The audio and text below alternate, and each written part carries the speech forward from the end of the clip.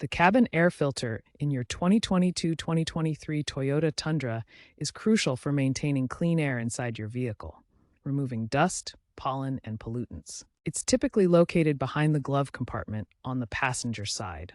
Changing this filter regularly, about every 15,000 to 25,000 miles or annually, is essential for good air quality and efficient HVAC system performance. Neglecting it can lead to reduced airflow, strain on the blower motor, and unpleasant odors. In dusty environments like the Southwest US, more frequent changes may be needed due to quicker clogging. First, park your Tundra on level ground and turn off the engine. Empty the glove compartment and carefully detach it by unscrewing or unclipping it from the dashboard. Behind the glove box, you'll find a black plastic filter housing. Unlatch or unscrew the housing cover and slide out the old filter, noting its orientation.